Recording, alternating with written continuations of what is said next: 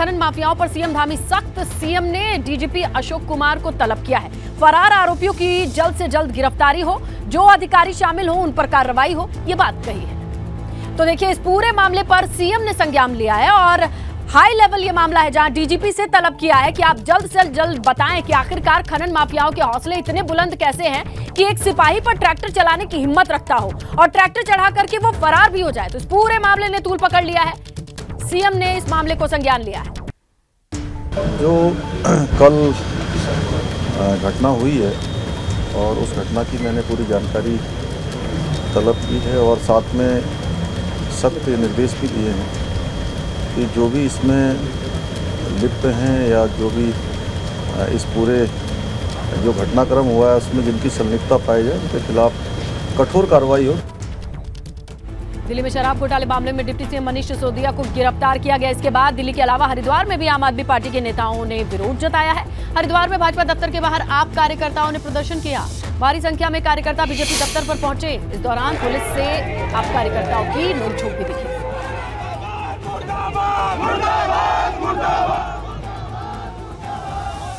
खबर कर्णप्रयाग से। बगुड़ा नगर में जमीन धंसने का मामला, 8 सदस्यों की टीम पहुंची बगुड़ा नगर।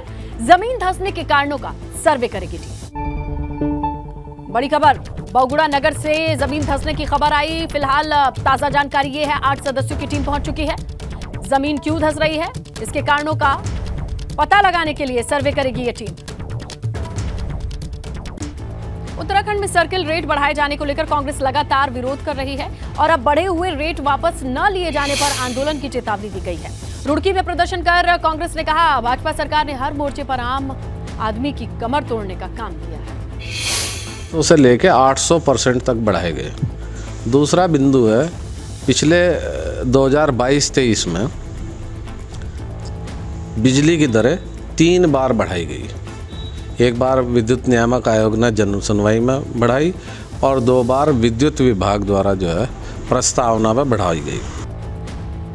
खबर पौड़ी से है, जहां जिले के थाली सैंड ब्लॉक से 26 काश्तकारों के एक दल को उद्यान विभाग ने हिमाचल प्रदेश भेजा है। जहां शिमला में केंद्रीय आलू शोध संस्थान में आलू की पैदावार को बीज के जरिए किस तरीके से बढ़ाया जाए, इसका प्रशिक्षण एक्सपर्ट से लेंगे ताकि जिले में आलू की खेती को बढ़ावा मिल सके।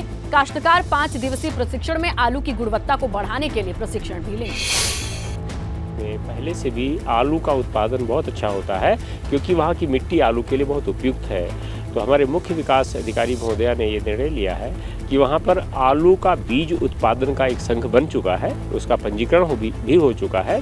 तो वो किसान आलू का बीज उत्पादन करेंगे और संघ के माध्यम से जो बीज आलू का उत्पादन किया जाएगा उसको उद्यान विभाग करेगा। उत्तराखंड में 4 धाम यात्रा के दौरान वीआईपी दर्शन के लिए अब शुल्क लगेगा, फीस लगेगी।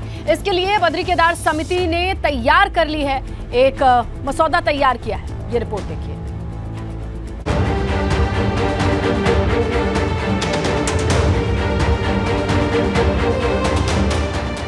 देवभूमि उत्तराखंड में 22 अप्रैल से 4 धाम यात्रा की शुरुआत हो रही है। इस बार यात्रा में भारी संख्या में श्रद्धालुओं के आने की संभावना है, क्योंकि सिर्फ 6 दिनों में ही तकरीबन 1.5 लाख से ज्यादा श्रद्धालुओं ने ऑनलाइन रजिस्ट्रेशन भी करा लिया है। इस आधार पर देखा जाए तो ये संख्या पिछले साल की तुलना में काफी ज्यादा हो सकती है। वहीं इस बार यात्रा में कई नियम बदलने की तैयारी भी है, जिसमें अब 4 धाम यात्रा में बिना फीस के वीआईपी दर्शन नहीं कर पाएंगे। इसके लिए बद्री केदार मंदिर समिति ने होमवर्क भी पूरा कर लिया है। समिति ने देश के 4 प्रतिष्ठित मंदिरों का अध्ययन किया है। तिरुपति बालाजी, वैष्णो देवी, महाकाल और सोमनाथ मंदिर के प्रबंधन और व्यवस्था का अध्ययन किया गया है। दरअसल 4 धाम यात्रा में काफी वीआईपी दर्शन के लिए पहुंचते हैं और वीआईपी दर्शन से व्यवस्था पर असर पड़ता है। इसीलिए वीआईपी दर्शन पर फीस लगाने का फैसला लिया गया है। तो में वीआईपी दर्शन पे भी शुल्क लिया जाता है और तिरुपति जी में जैसे उन्होंने बताया कि वहाँ पर जो भी वीआईपी दर्शन होते हैं, वीआईपी आते हैं, उनसे 500 रुपया लिया जाता है शुल्क के रूप में। तो इसी प्रकार से हम भी प्रयास कर रहे हैं कि और विचार कर रहे हैं कि क्योंकि हमारे यहाँ पर भी केदारनाथ जी में, बद्रीनाथ जी में भी लगातार वीआईपी और वीवीआईपी जो दर्शनार्थी होते हैं उनकी बड़ी तादाद होती है। तो हम भी प्रयास कर रहे हैं कि कुछ शुल्क का निर्धारण हम भी करें। देश के 4 प्रतिष्ठित मंदिरों का जो अध्ययन समिति ने किया है, अब उसके आधार पर एसओपी तैयार की जा रही है। इसमें वीआईपी दर्शन पर शुल्क लगाने के साथ साथ मंदिरों में आने वाले चढ़ावे की काउंटिंग की व्यवस्था की जाएगी। सॉफ्टवेयर इस प्रकार का तैयार किया है जिससे कि जो भी जब काउंटिंग होगी तो काउंटिंग में जितना भी वहाँ पर धनराशि एकत्र होगी और उसकी ऑनलाइन ही उसकी एंट्री हो जाएगी। बद्रीनाथ और केदारनाथ धाम में वीआईपी बड़ी संख्या में दर्शन के लिए पहुंचते हैं। कई लोग ऐसे भी होते हैं जो खुद को वीआईपी बताकर आसानी से दर्शन कर लेते हैं, लेकिन इस बार ऐसा नहीं होगा। उधर सूत्रों से मिली जानकारी के मुताबिक वीआईपी दर्शन के लिए 500 से 1000 रुपए चुकाने होंगे और उसकी बाकायदा रसीद भी कटेगी। उत्तराखंड में चारधाम यात्रा के दौरान इस बार वीआईपी दर्शन पर शुल्क लगाने की तैयारी है। बद्री केदार मंदिर समिति ने इस पर होमवर्क पूरा कर लिया है, क्योंकि बद्री केदार मंदिर समिति की 4 टीमें अलग अलग मंदिरों का अध्ययन करके लौट चुकी है और उनका प्रेजेंटेशन भी हो चुका है। सूत्रों से मिली जानकारी के आधार पर उन मंदिरों में जो व्यवस्था है उसमें 500 रुपये से लेकर 1000 रुपये तक का शुल्क वीआईपी दर्शन के लिए लगाया जाता है, लेकिन इस बार यहाँ भी यही व्यवस्था लागू हो सकती है। हालांकि इस पर अभी बद्री केदार मंदिर समिति को अंतिम निर्णय लेना है और कितना शुल्क लगाया जाना है इस पर भी आकलन किया जाना है। लेकिन इतना कहा जा सकता है कि जब वीआईपी दर्शन होते हैं तो जो आम लोगों को दिक्कतें होती थी वो इस बार नहीं झेलनी पड़ेंगी, क्योंकि वीआईपी दर्शन के दौरान तमाम लोग आते थे और वो दर्शन करके निकल जाते थे। इससे आम लोगों को दिक्कतों का सामना करना पड़ता था। लेकिन इस बार चारधाम यात्रा पर वीआईपी दर्शन जो भी करने जाएगा उन्हें शुल्क देना होगा और बाकायदा टोकन नंबर मिलेगा, उसके साथ ही वो दर्शन कर पाएंगे। देहरादून से अपने सहयोगी क्रिस्टोफर लॉरेंस के साथ पंकज राणा, एबीपी गंगा। केदारनाथ यात्रा को लेकर भी तैयारियां युद्ध स्तर पर हैं। यहां पैदल मार्ग पर करीब 10 फीट तक बर्फ जमी हुई है, जिसे हटाया जा रहा है।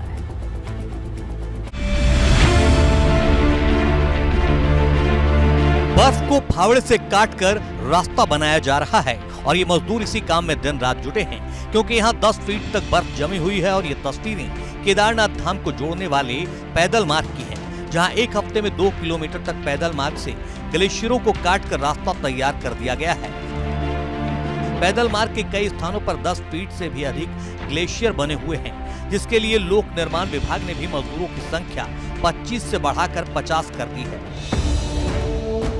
दरअसल 25 अप्रैल से बाबा केदारनाथ की यात्रा शुरू होने जा रही है। यही वजह है कि यात्रा को लेकर तैयारियां युद्ध स्तर पर जारी हैं।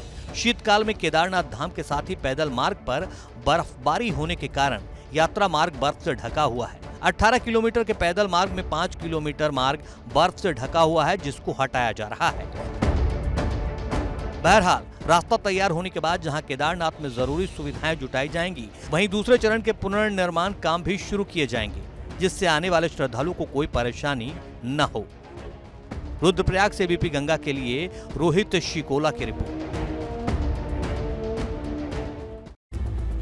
देहरादून से खबर है, पुलिसकर्मी पर ट्रैक्टर चढ़ाने का मामला। पुलिस ने आरोपी चालक समीम को गिरफ्तार किया है। कैंट थाना क्षेत्र में खनन माफिया ने ट्रैक्टर चढ़ाया था। अभी 3 आरोपी वसीम, अरसलान, सोहेल फरार हैं। मामले की जांच एसपी क्राइम को सौंपी गई है। आपको बताएं, खनन माफियाओं के हौसले बुलंद हैं और ऐसे में ट्रैक्टर चलाने वाले इस पूरे मामले पर एक्शन लिया गया है।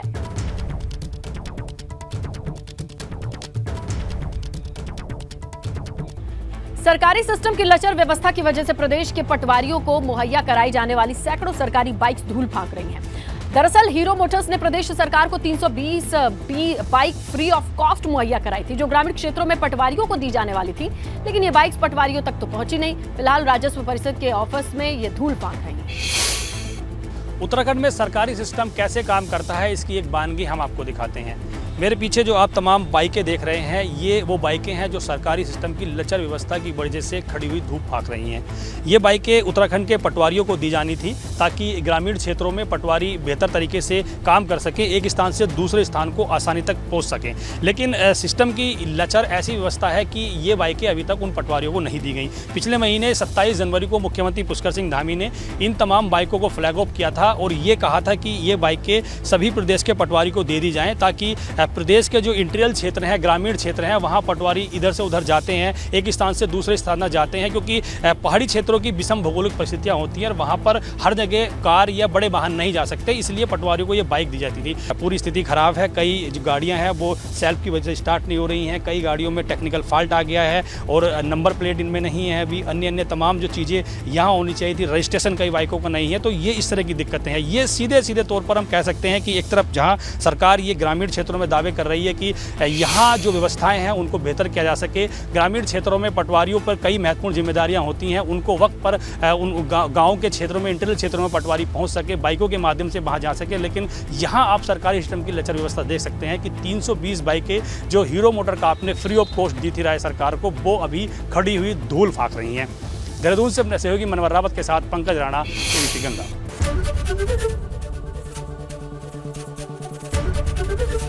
एबीपी गंगा, खबर आपकी, जुबान आपकी।